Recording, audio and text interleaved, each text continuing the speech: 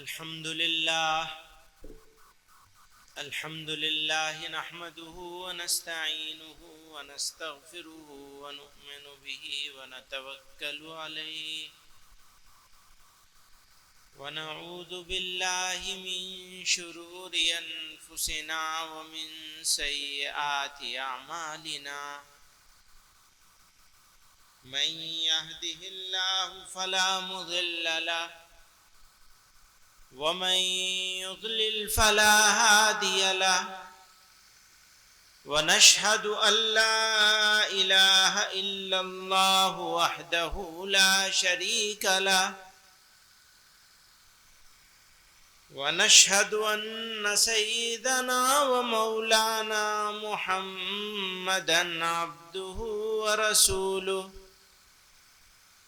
صلى الله تعالى عليه وعلى آله وصحبه وبارك وسلم.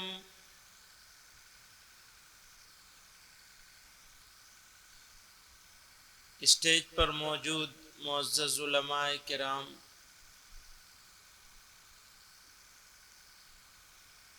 بزرگان محترم اور نوجوان ساتھیوں،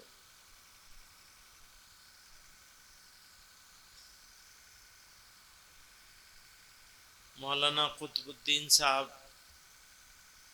اس جلسے کے ناظم ہیں، ہمارے دوست ہیں، تو انہوں نے دوستی کا سارا حق ادا کر دیا۔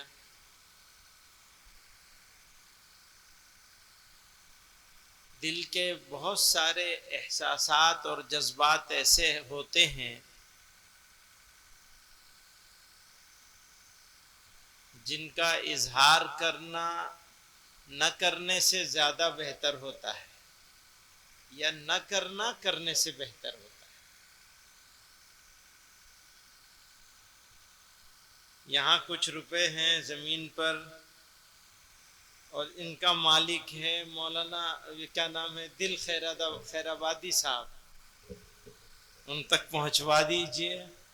ایک تو لوگوں نے، اسٹیج والوں نے تو واہ واہ کیا ہی نہیں، بیچاروں کو داد نہیں دی، مجمع نے تو پھر بھی دے دی، اسٹیج والوں نے کوئی داد نہیں دی۔ بڑی شکایت ہے خیرآبادی صاحب کو، ان کے کئی اشعار بڑے اچھے بھی ہیں، واقعی داد ملنی چاہیے تھی، لیکن پتہ نہیں کیا بات ہے، ابھی تو شروع بھی نہیں ہوا، لوگ سو رہے ہیں۔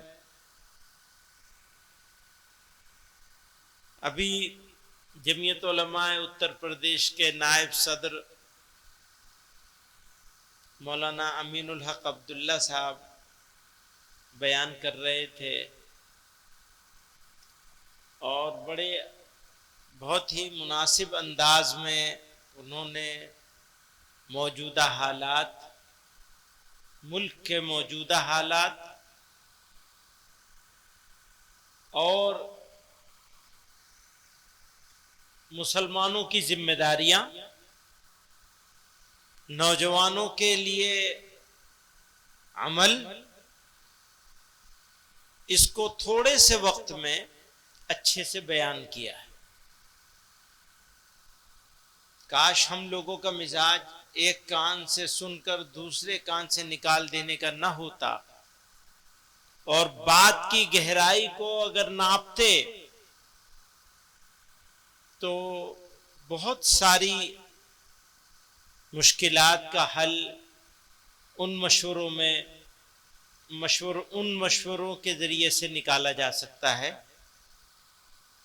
اسی طرح اس سے پہلے حضرت مولانا قاری زبیر صاحب نے قرآن کریم کی آیات پیش کی، اور ان کے ترجمے سے، تفسیر سے مسلمانوں کو مناسب رہنمائی، ضروری رہنمائی ملتی ہے۔ معاملہ یہ مجلس اوقاف کے موضوع پہ رکھی گئی ہے، حالانکہ ہم سے تو وقت مدرسے کے لیے لیا گیا تھا، لیکن اب سے چند روز پہلے معلوم ہوا کہ مجلس کا نام تحفظ اوقاف رکھ دیا گیا ہے۔ تو ہم نے بھی کہا چلو اب پروگرام تو بن گیا ہے، کیا کریں گے، شریک تو ہونا ہی ہے،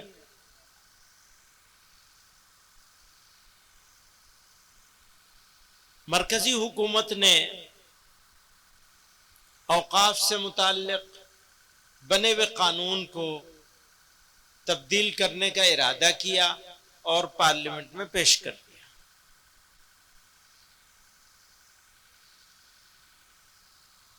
پہلے سے کوئی مشورہ نہیں کیا، کوئی مسودہ نہیں بھیجا، پارلیمنٹ کے میں پیش کیے جانے سے پہلے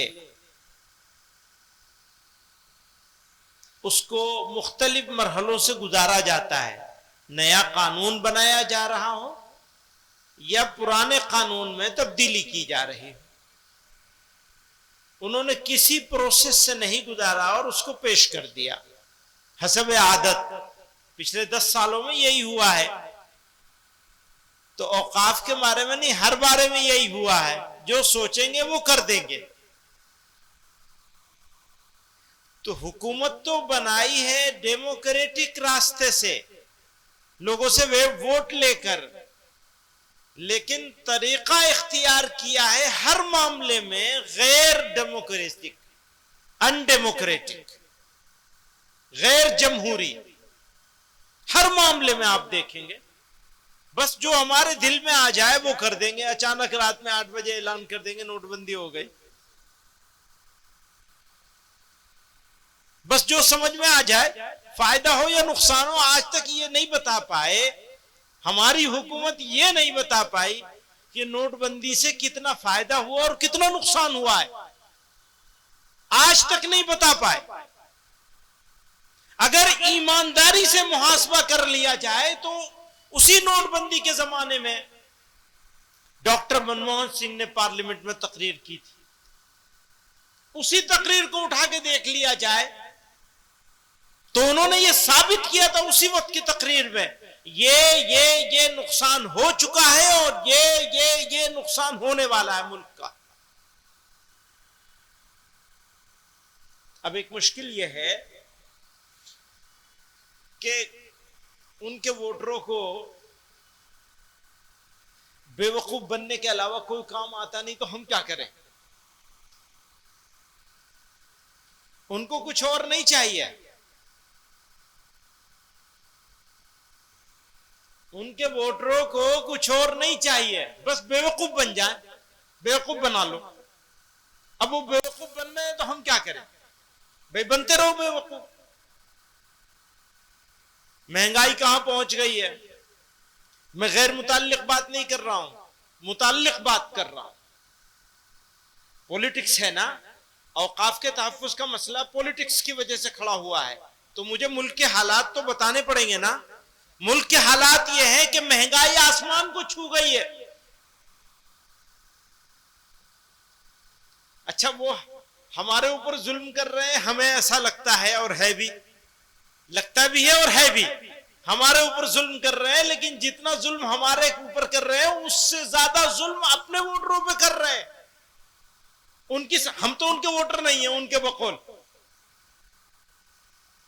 چاہے یہاں والے ہوں چاہے وہاں والے ہوں، وہ تو ہمیں خارج کر رکھا ہے انہوں نے، اور پھر ہم سے کہتے ہیں صاحب تم تو ہمیں ووٹ نہیں دیتے۔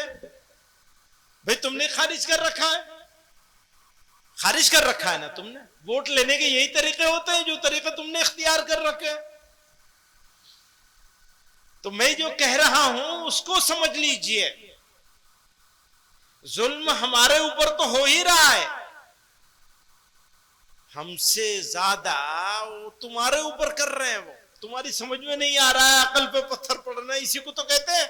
ہماری تو سمجھ میں آ رہا ہے، ہمیں معلوم ہے ہمارے ساتھ کیا ہو رہا ہے، اور ہم اپنے آپ کو ڈیفینڈ کرنے کے لیے تیار بھی ہیں، کر بھی رہے ہیں۔ اور کوئی یہ سمجھتا ہو کہ ہم بتاشے ہیں، پانی گرے گا ہم ختم ہو جائیں گے، انشاءاللہ پانی بتاشا سمجھ کے پانی گرانے والے ختم ہو جائیں گے انشاءاللہ۔ مولانا کہہ رہے تھے ہمارا امتحان ہے، آزمائش ہے۔ احسب الناس ان يتركوا ان يقولوا آمنا وهم لا يفتنون۔ قرآن کریم میں اللہ تعالیٰ فرما رہے ہیں، سورہ احزاب میں، غالباً سورہ احزاب ہی ہے، احسب الناس ان یترکوا ان یقولوا آمنا وهم لا یفتنون. تم یہ سمجھتے ہو کہ تم کہو گے کہ ہم ایمان لائے اور تم آزمائے نہیں جاؤ گے؟ آزمائے جاؤ گے، ضرور آزمائے جاؤ گے. تو مسلمان تو آرام سے رہے تو مشکل ہے، آرام سے رہنا مشکل ہے. مشکل میں رہنا چھوٹی مشکل ہے، مشکل میں رہنا چھوٹی مشکل ہے، آرام سے رہنا بڑی مشکل ہے. اگر آرام سے ہو تو اس کا مطلب یہ ہے کہ آزمائش بند ہو گئی. آزمائش بند ہو گئی تو اس کا مطلب یہ ہے کہ آپ کا ایمان خطرے میں پڑ گیا. ایمان ہے، آپ یہ مان رہے ہیں کہ آپ کے پاس ایمان ہے، تو آپ ضرور آزمائے جائیں گے. یہ نہیں ہو سکتا آپ نہیں آزمائے جائیں گے. اوقاف کی بات کر لوں دوستو،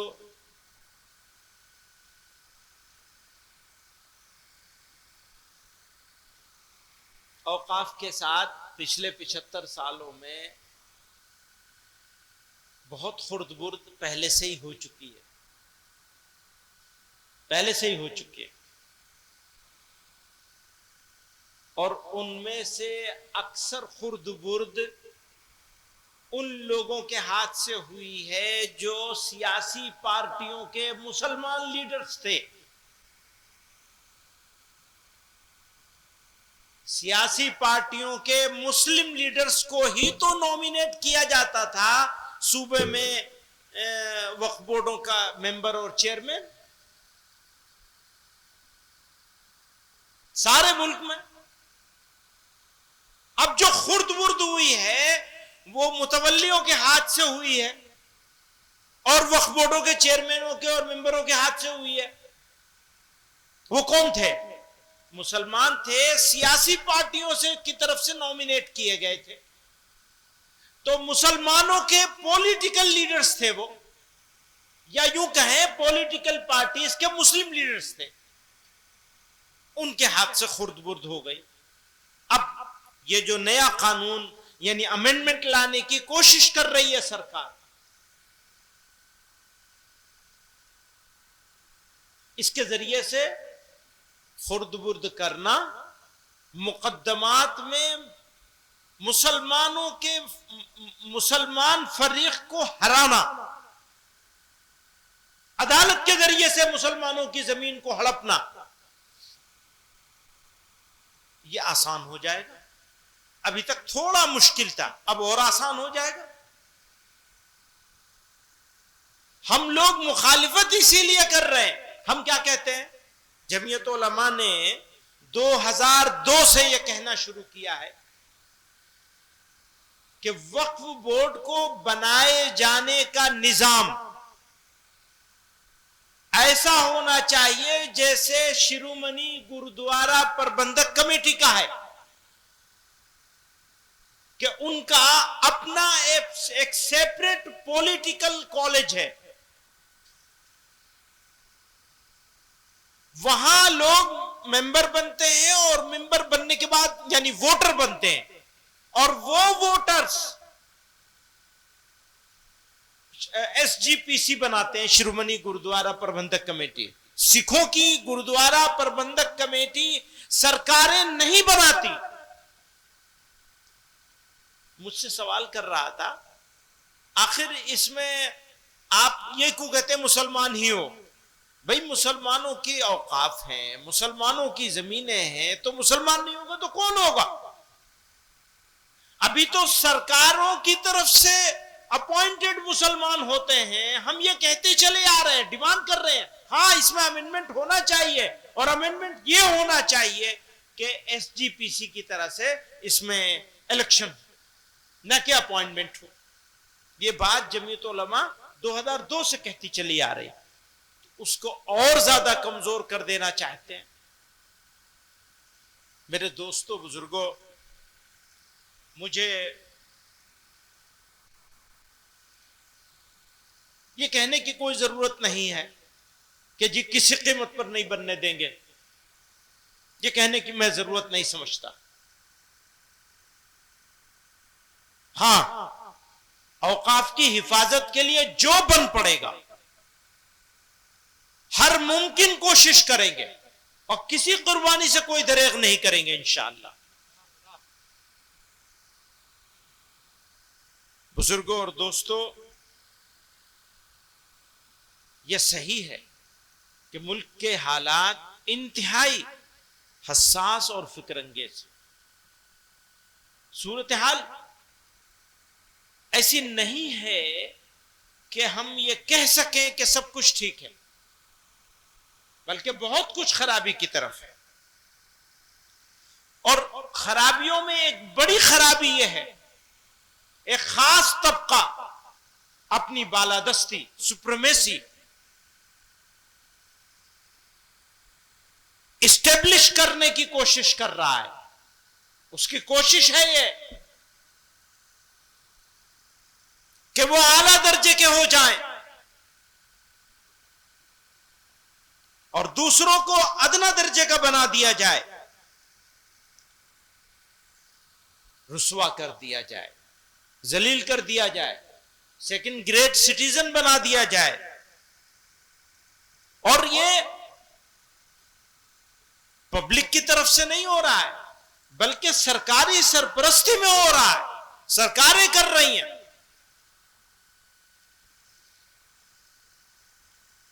اگر سرکار یہ کرنے لگے تو کیا سمجھیں گے لوگ؟ یہ خود سرکار کو فیصلہ کرنا ہوگا۔ ملک کے شہری، سٹیزنز، اور وہ بھی اتنی بڑی تعداد، اس کو آپ سیکنڈ گریڈ کا بنا دیں گے، قانونی طور پہ بے بس محسوس کرنے لگیں گے لوگ۔ آج تو راستہ چلنا لوگوں کا مشکل ہو گیا ہے۔ ہاں، یہ بات بالکل صحیح ہے کہ سب حالات کے باوجود ہرگز مسلمان کو مایوس نہیں ہونا چاہیے۔ مایوسی کفر ہے۔ جو بھی ہو، وہ یہی چاہتے ہیں کہ ہم کو مایوس کرتے ہیں۔ اللہ کے اوپر بھروسہ رکھنا چاہیے، اپنے اعمال کو درست کرنا چاہیے۔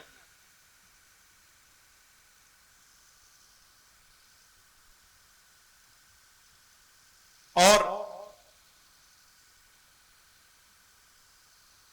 یہ یقین رکھنا چاہیے کہ یہ آزمائش ہے، اگر اس آزمائش میں ہم پورے اتر گئے تو انشاءاللہ ہماری اگلی نسلوں کے لیے حالات اس سے بالکل مختلف ہوں گے انشاءاللہ۔ انہوں نے کہا، شاعر تھے کلیم ماجد صاحب، غضب کی فتنہ سازی آئے ہے اس آفت جاں کو، غضب کی فتنہ سازی آئے ہے اس آفت جاں کو، شرارت خود کرے ہے اور ہمیں تہمت لگا دے ہے، شرارت خود کرے ہے اور ہمیں تہمت لگا دے ہے، میری بربادیوں کا ڈال کر الزام دنیا پر، وہ ظالم اپنے منہ پر ہاتھ رکھ کر مسکرا دے ہے، اب انسانوں کی بستی کا یہ عالم ہے کہ مت پوچھو، لگے ہے آگ ایک گھر میں تو ہمسایہ ہوا دے ہے، کلیجہ تھام کر سنتے ہیں لیکن سن ہی لیتے ہیں، کلیجہ تھام کر سنتے ہیں لیکن سن ہی لیتے ہیں، میرے یاروں کو میرے غم کی تلخی بھی مزہ دے ہے۔ بزرگوں اور دوستو، اوقاف کے بارے میں تو ہماری بات ہو ہی گئی کہ ایک بات یہ بھی ہے کہ اوقاف کی جو موجودہ ترمیم لانے کی کوشش ہو رہی ہے، اس میں وہ کوشش اگر کامیاب ہو گئی تو ایک بہت بڑی خرابی یہ ہوگی کہ واقف کی منشا ہی ختم ہو جائے گی اس میں سے. تو یہ بھی ایک بڑا مسئلہ ہے. اچھا ایک اور بات ہے جو میں سمجھاؤں اب تک کی ساری بحثوں میں، وہ یہ کہ سرکار کو اوقاف کے بارے میں قانون بنانے کا حق ہی نہیں ہے. سرکار اگر قانون کے بارے میں کوئی اوقاف کے بارے میں اگر کوئی قانون بناتی ہے تو وہی ہماری شریعت میں مداخلت ہے، چاہے پہلے والوں نے بنائی ہو اور چاہے اب بنائے. اوقاف کا معاملہ خالصتاً شرعی معاملہ ہے، اس میں مداخلت کا ان کو حق نہیں ہونا چاہیے.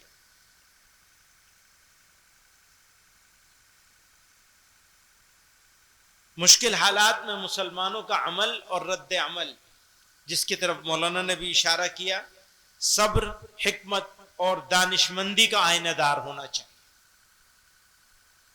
حکمت کے ساتھ، صبر کے ساتھ، دانشمندی کے ساتھ. یہ وقت تقاضا کرتا ہے کہ مسلمان اپنی بصیرت اور دور اندیشی کا مظاہرہ کریں، مثبت اور متوازن اقدامات کے ذریعے معاشرتی تعمیر و ترقی میں اپنا کردار مزید مضبوط کریں. تعلیم کے فروغ، معاشی خود کفالت اور سماجی بہبود پر خصوصی توجہ مذکور کرتے ہوئے ہمیں اپنی کمیونٹی کو اس قابل بنانا ہے کہ ہر چیلنج کا سامنا حکمت اور استقامت سے کیا جا سکے. ایک بات اور کہنا چاہتا ہوں، اس ملک میں غیر مسلموں میں 3 طرح کے لوگ ہیں. ایک وہ جو ہمارے موافق ہیں، ہم خیال ہیں، سیاست کی وجہ سے یا کاروبار کی وجہ سے یا ساتھ رہنے کی وجہ سے، ساتھ پڑھنے وڑھنے کی وجہ سے تعلقات ہو گئے ہمارے. کچھ لوگ ایسے ہیں غیر مسلموں میں جو ہمارے موافق ہیں الگ الگ وجوہات سے، ان کی تعداد 10%. اور کچھ لوگ ایسے ہیں جو ہمارے مخالف ہیں، ہم کتنے بھی اچھے بن جائیں وہ ہمیں معاف نہیں کریں گے. میرے خیال میں ان کی تعداد زیادہ سے زیادہ 30%. تو 10% موافق، 30% مخالف، ٹوٹل کتنے ہوئے؟ 40. باقی بچے 60. وہ 60 کون ہیں؟ وہ 60 وہ ہیں جو نہ مخالف ہیں نہ موافق ہیں. اس کو کہتے ہیں سائلنٹ میجورٹی. انگریزی کا لفظ استعمال ہوتا ہے سائلنٹ میجورٹی، خاموش اکثریت. وہ اکثریت ہے آج بھی ہمارے ملک میں اور وہ خاموش ہے. اس کو کوئی ہماری غلط بات نظر آتی ہے یا میڈیا کے ذریعے دکھائی جاتی ہے، میڈیا تو اسی کام پہ لگا ہوا ہے 24 گھنٹے ہمارے خلاف دکھانے پر، تو وہ غصے میں بھی آ جاتے ہیں، مار پٹائی بھی کر لیتے ہیں، آگ اوگ بھی لگا دیتے ہیں.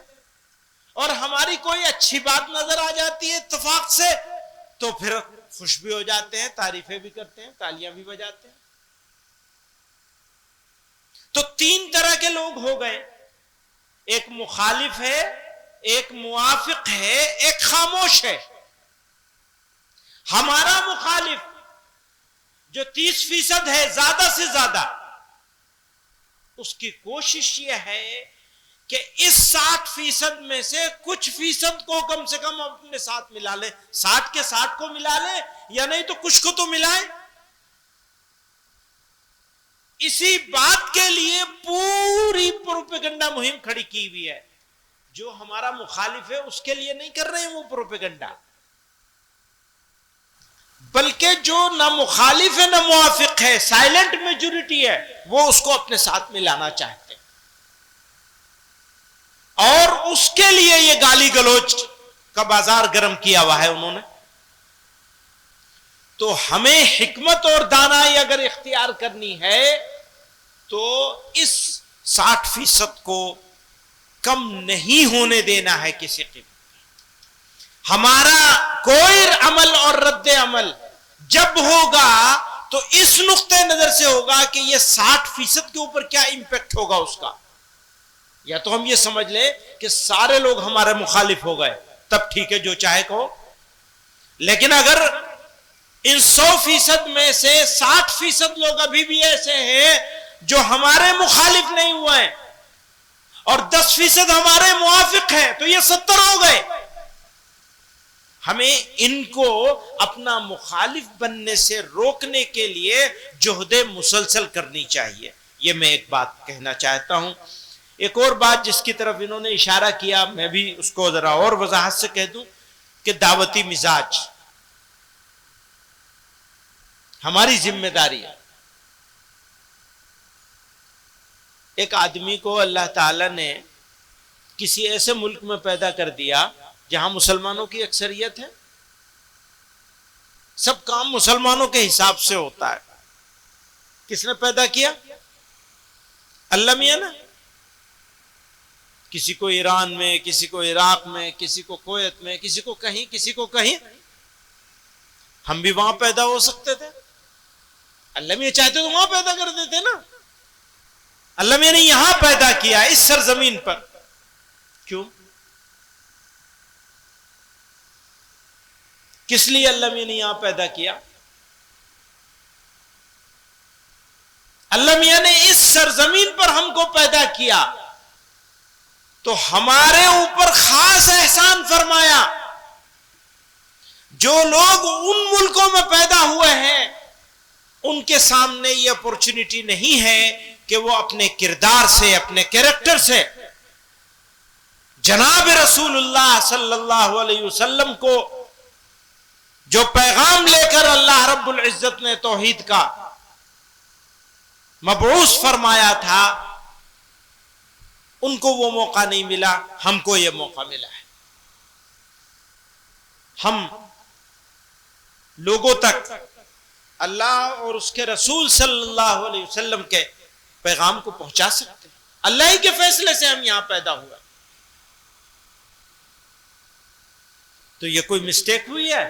جی نہیں، اللہ کے فیصلے سے ہوا ہے یہ، اور اللہ تعالیٰ کا فیصلہ کبھی غلط نہیں ہو سکتا۔ ہاں، ہمارا فیصلہ ابھی باقی ہے، ہمیں کیا کرنا ہے۔ اللہ کا فیصلہ تو ہو گیا کہ اس نے ہمیں اس سرزمین پر پیدا کر دیا، تو اس سرزمین کو ہمارے لیے میدان عمل بنایا۔ ہندی میں کہتے ہیں کرم بھومی، جنم بھومی تو بنائی دی اس نے۔ ہم نے تو درخواست نہیں لگائی تھی کہ جی ہمیں بلرام پور میں پیدا کرنا، ہم نے نہیں لگائی تھی کہ ہمیں فیض آباد میں یا دیوبند میں پیدا کر دینا یا کویت میں پیدا کر دینا۔ کسی کو نہیں معلوم کہ اللہ میاں کہاں پیدا کریں گے کس کو، اللہ کی مرضی ہے۔ اس نے فیصلہ کیا، ہم کو کسی گھر میں پیدا کر دیا، اور ہم کسی غیر مسلم کے گھر میں بھی پیدا ہو سکتے تھے۔ کتنا شکریہ ادا کرے کہ ہمیں مسلمان کے گھر میں پیدا کیا اور اس سرزمین کو ہمارے لیے مقدس میدان عمل بنایا، مقدس میدان عمل بنایا۔ آپ سمجھ رہے ہیں جو میں کہنا چاہ رہا ہوں؟ یہ میدان عمل ہے تو ہمارے لیے مبارک سرزمین ہے۔ کیوں؟ دوسروں کے لیے وہ موقع نہیں ہے، دوسروں کو صرف اپنے آپ کے لیے ہی موقع ہے، ہمارے لیے اپنے لیے بھی ہے اور دوسرے کے لیے۔ تو ہمیں مزاج دعوتی بنانا پڑے گا۔ قرآن کریم سے اس کی رہنمائی ملتی ہے۔ جب آپ صلی اللہ علیہ وسلم کے حق و صداقت اور محبت و ہمدردی کے جواب میں مشرکین مکہ کی طرف سے ظلم و ستم، جبر و تعدی، وحشت و بربریت، بدخلقی اور بہیمانہ سلوک کیا جاتا تھا، تو اس وقت حق تعالی جد مجدہ نے رہنمائی فرمائی۔ چنانچہ قرآن مجید کی سورہ نمبر 46 آیت نمبر 35 میں پروردگار عالم نے فرمایا فَاصْبِرْ كَمَا صَبَرَ أُولُو الْعَزْمِ مِنَ الرُّسُلِ وَلَا تَسْتَعْجِلْ لَهُمْ، صبر کرو، جیسا کہ اولو العزم انبیاء نے کیا، رسولوں نے کیا، اور خدا پر بھروسہ کرو۔ اسی طرح وَدَعَدَاهُمْ وَتَوَكَّلْ عَلَى اللَّهِ، اور ان کی ایذا رسانی کو نظر انداز کرو اور خدا پر بھروسہ کرو۔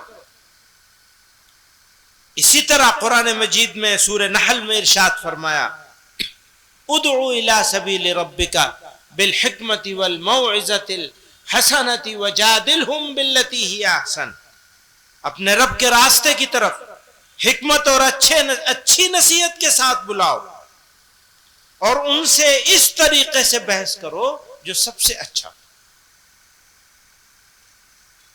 اسی طرح سورہ حامیم سجدہ میں ارشاد فرمایا ادفع باللتی ہی احسن، برائی کو بھلائی کے ساتھ دور کرو۔ ادفع باللتی ہی احسن، یعنی برائی کا جواب کبھی برائی نہیں ہو سکتا،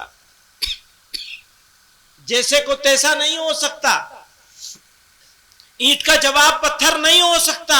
ادفع باللتی ہی احسن، قرآن میں اللہ تعالیٰ ارشاد فرما رہے ہیں فَإِذَا الَّذِي بَيْنَكَ وَبَيْنَهُ عَدَاوَةٌ كَأَنَّهُ وَلِيٌّ حَمِيمٌ، برائی کو بھلائی کے ساتھ دور کر دو تو تمہارے اور جس شخص کے درمیان دشمنی ہوگی وہ اس وقت ایسا ہو جائے گا جیسے وہ گہرا دوست ہو۔ یہ قرآن کہہ رہا ہے۔ تو میں کہتا ہوں ہمیں دعوتی مزاج بنانے کی ضرورت ہے، عداوتی مزاج نہیں۔ عداوتی سمجھتے ہیں؟ دشمنی والا مزاج نہیں، دعوتی مزاج چاہیے۔ عداوتی مزاج آسان ہے، دعوتی مزاج مشکل ہے، کیونکہ اس میں ادفع باللتی ہی احسن کرنا پڑے گا، اور اس میں تو یہی ہے کہ بھئی اینٹ کا جواب ہم نے پتھر سے دے دیا۔ میں ایک قصہ سناتا ہوں۔ حضرت خواجہ معین الدین چشتی اجمیری رحمت اللہ علیہ،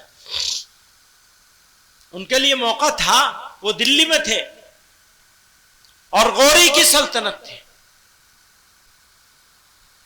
غوری کی سلطنت تھی، دلی میں تھے، آرام سے رہتے۔ آپ نے سفر کیا اور پرتھوی راج چوہان کے اجمیر شریف میں جا کر بسیرا کیا۔ وہاں پرتھوی راج چوہان کی حکومت تھی، مشکل حالات، سلطنت دلی چھوڑ دی، مشکل حالات، بے آب و گیا جگہ پر جا کر حضرت نے قیام فرمایا اور لاکھوں لوگوں کے سینوں کو اللہ تعالیٰ نے ان کے ذریعے سے ایمان کی دولت سے مالا مال فرمایا۔ دوستو، یہ درست ہے کہ ہمارے سامنے مشکلات اور پریشانیاں ہیں، بسا اوقات مشکلات کی بے شمار فوجوں کو دیکھ کر ہم اپنے مستقبل سے مایوس ہو جاتے ہیں، لیکن آپ صرف اپنے اوپر نہیں بلکہ عالم انسانیت پر نظر ڈالیے۔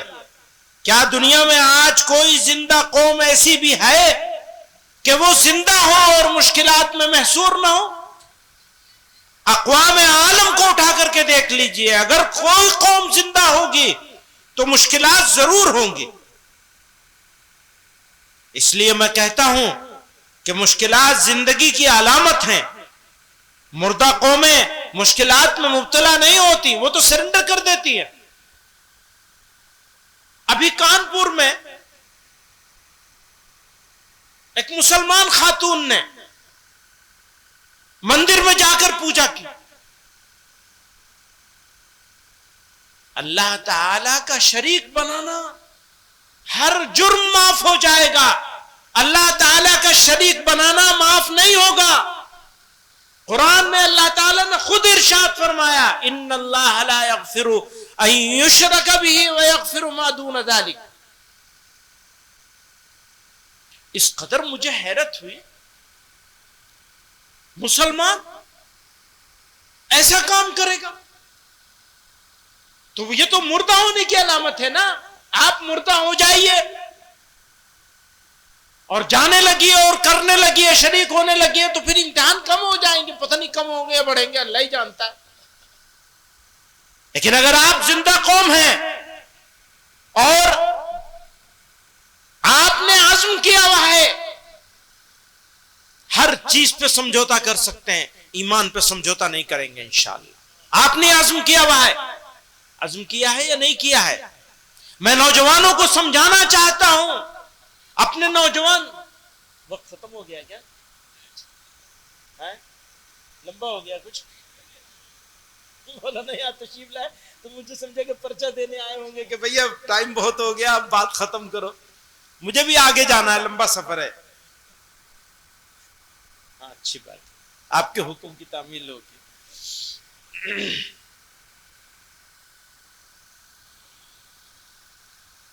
تو یاد رکھیے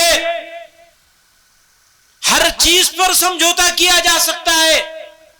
آپ ہم سے کہیں گے ہمیں اپنی یہ دے دیجئے، واسکٹ دے دیجئے، ہم دے دیں گے۔ آپ ہم سے کہیں گے کرتا دے دیجئے، دے دیں گے۔ لیکن آپ ہم سے کہیے کہ ایمان کے اوپر یہ سمجھوتا کر لیجئے، یہ نہیں کر سکتے، کوئی نہیں، کوئی مسلمان نہیں کر سکتا۔ میں اپنے نوجوانوں سے کہنا چاہتا ہوں، مال کے لیے، دولت کے لیے، یاد کیجئے پیغمبر علیہ السلام کے سامنے ڈیلیگیشن آیا تھا، پورا سرداروں کا، مکے کے سرداروں کا ڈیلیگیشن آیا تھا۔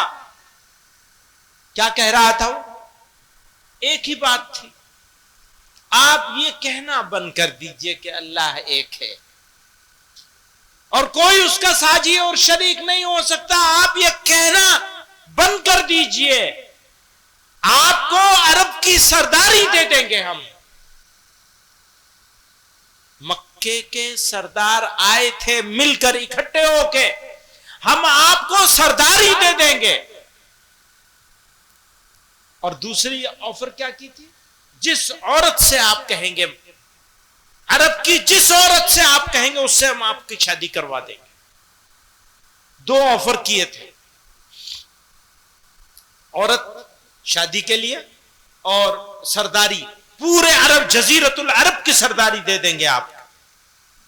اس وقت کیا فرمایا تھا؟ میرے ایک ہاتھ میں سورج رکھ دو اور ایک ہاتھ میں چاند رکھ دو، تب بھی میں یہ دعوت بند نہیں کروں گا۔ یہ جناب رسول اللہ صلی اللہ علیہ وسلم نے ارشاد فرمایا تھا۔ ہم لوگ ان کے غلاموں کے غلام ہیں، ہر چیز پر سمجھوتا کر سکتے ہیں لیکن ایمان پر کوئی حرف نہیں آنے دیں گے انشاءاللہ۔ تیار ہے نا اس کے لیے؟ ایمان پر کوئی سمجھوتا نہیں کریں گے کسی قیمت پر۔ ہماری زندگی کا اور موت کا یہی سرمایہ ہے۔ مسلمانوں، اگر ایمان کے بغیر زندگی گزرے یا موت ایمان کے بغیر آ جائے تو اس سے تو اچھا تھا کہ ہم کتے بنا دیے جاتے۔ انسان بنانے کا فائدہ ہی تب ہوگا، انسان ہونے کا فائدہ ہی ہم کو تب ہوگا جب ہم ایمان پر زندگی گزاریں اور ایمان پر ہماری موت آ جائے۔ تو ہم ہر چیز پہ سمجھوتا کر سکتے ہیں، ایمان پہ کوئی سمجھوتا نہیں کر سکتے۔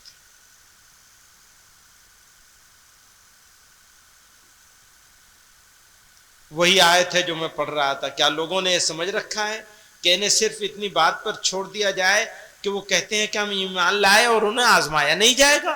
ضرور آزمایا جائے گا۔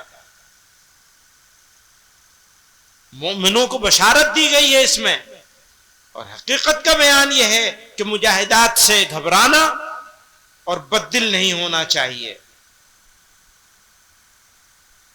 معاشرے کی اصلاح، یہ آخری بات ہے۔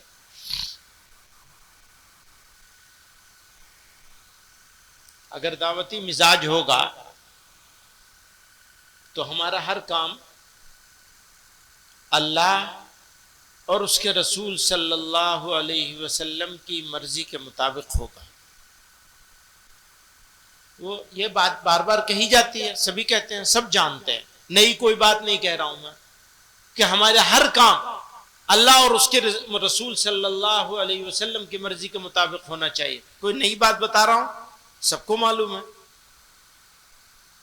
اور سب لوگ جانتے ہیں کہ یہ کام اگر ہم کرنے لگے، یعنی ان کے حکم کے مطابق چلنے لگے اور انہوں نے جن چیزوں سے منع کیا ان سے بچنے لگے تو ہم کامیاب ہو جائیں گے۔ کامیابی کہاں ملے گی؟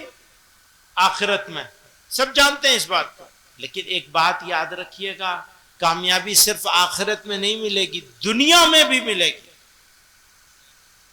تو دنیا اور آخرت دونوں جہان کی کامیابی اور عزتیں اللہ اور اس کے رسول صلی اللہ علیہ وسلم کے حکم کے مطابق عمل کرنے میں ہے. اگر حکم مانا جائے گا برائیوں سے بچا جائے گا. اچھا ہم جانتے ہیں کہ یہ برائی ہے,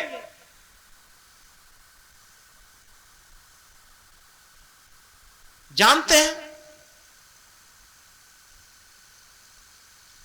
مانتے نہیں. لڑائی کیسے لڑی جائے گی؟ کامیابی کیسے ملے گی؟ کامیابی ملے گی اندر کی کمزوری دور کرنے سے. کمزور لوگ کہیں لڑا کرتے ہیں؟ کمزوری کیا ہے؟ کرائسس دو طرح کے ہیں, بس اسی پہ میں اپنی بات ختم کر دوں گا.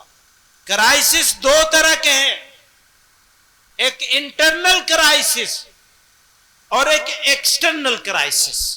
اندرونی بحران, داخلی بحران اور خارجی بحران. ایکسٹرنل کرائسس, خارجی بحران تو انہی دوستوں کی شکل میں ہے جو اپنے ہی لوگوں کو بیوقوف بنا کر سب سرکار میں بنے رہے, بس چاہے کتنا جھوٹ بولنا پڑے, دھوکہ دینا پڑے, اپنوں کو ہی دھوکہ دے رہے.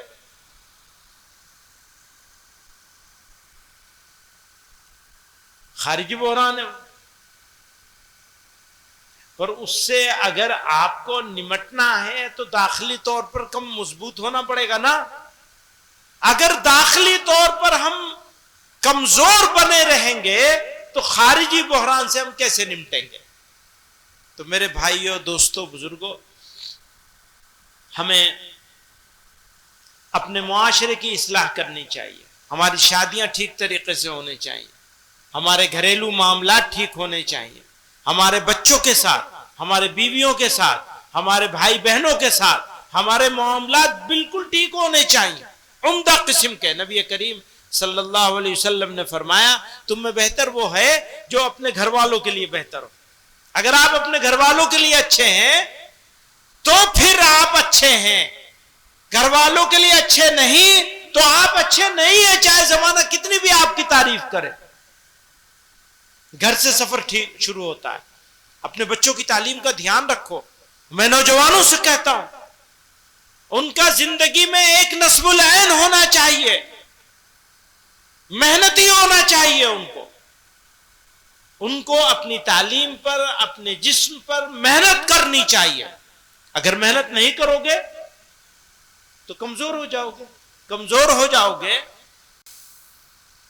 محنت صرف جسمانی نہیں ہے, آپ کو اپنی روح پر بھی محنت کرنی ہے اور جسم پر بھی محنت کرنی ہے.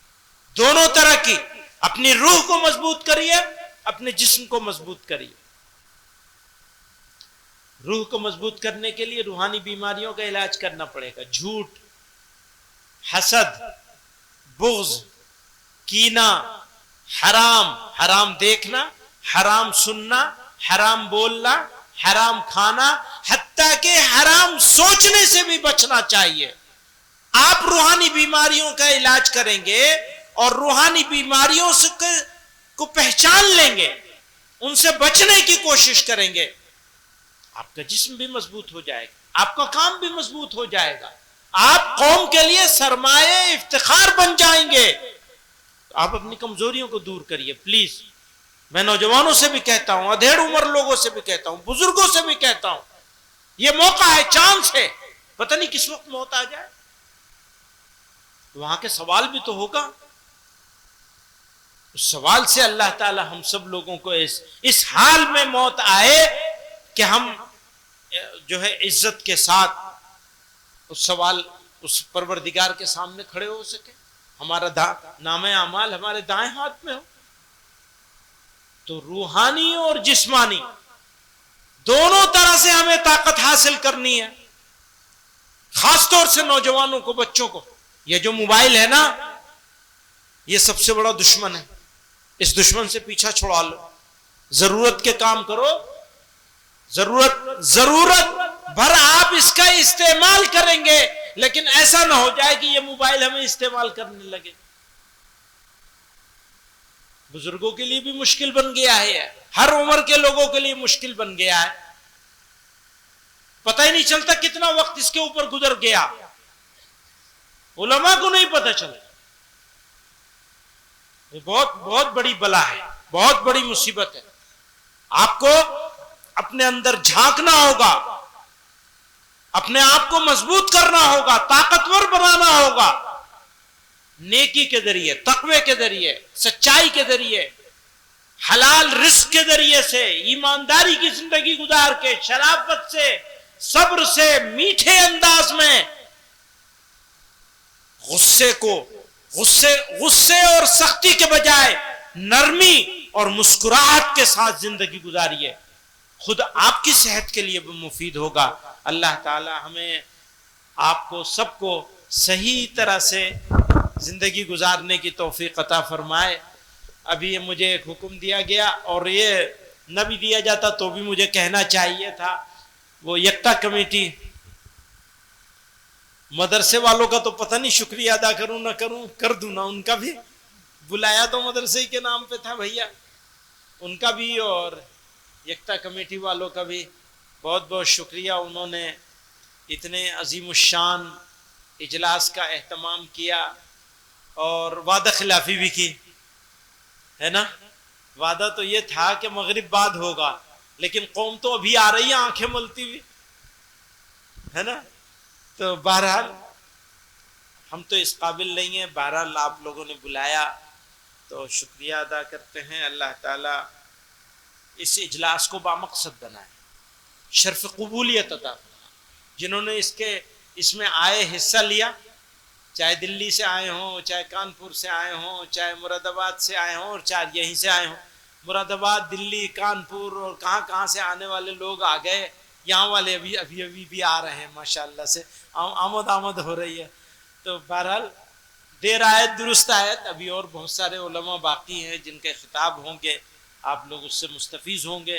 تو اللہ تعالیٰ جمع ہونے کو قبول فرمائے۔ جنہوں نے حصہ لیا مال سے، جان سے، کوششیں کی، اللہ تعالیٰ سب کو قبول فرمائے، اور اس اجلاس سے ہم سب لوگوں کے لیے خیر نکال دے، خیر نکال دے، یعنی ہمارے دل میں کسی ایک چیز کے اوپر عمل کرنے کا جذبہ پیدا کر دے۔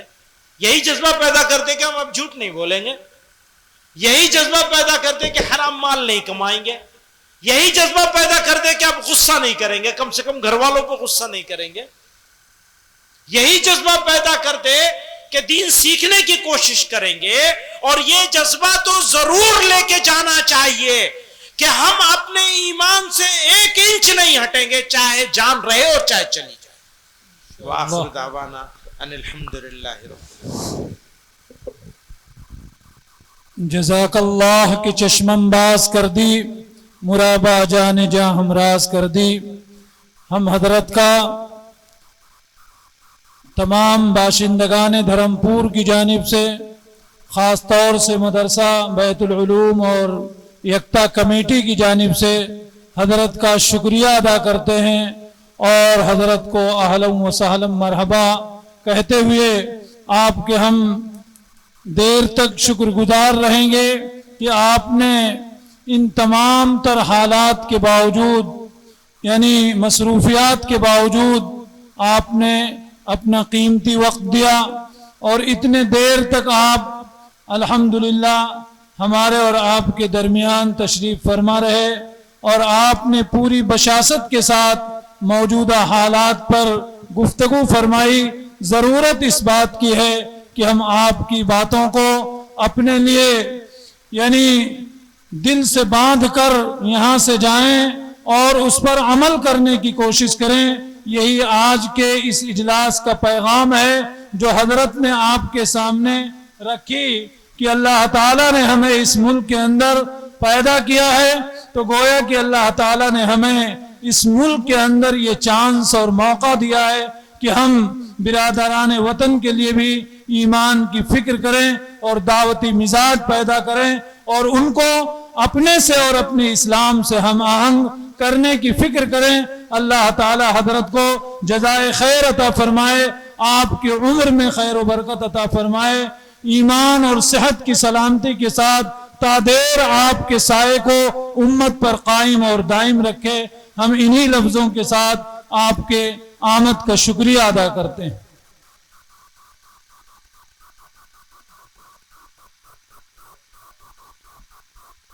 اب اس کے بعد پھر ہم زحمت دیں گے اپنے مہمان شاعر دل خیر آبادی، اس لیے کہ دل تو وہ ہے جو بھرتا نہیں، تو دل خیر آبادی سے دل کیسے بھرے گا؟ اس لیے آپ حضرات کی خدمت میں ہم شاعر خوش الہان کو دوبارہ زحمت دیتے ہیں اور دعوت سخن دیتے ہیں کہ موصوف تشریف لائیں اور اپنے قیمتی منظوم کلام سے مستفیض فرمائیں۔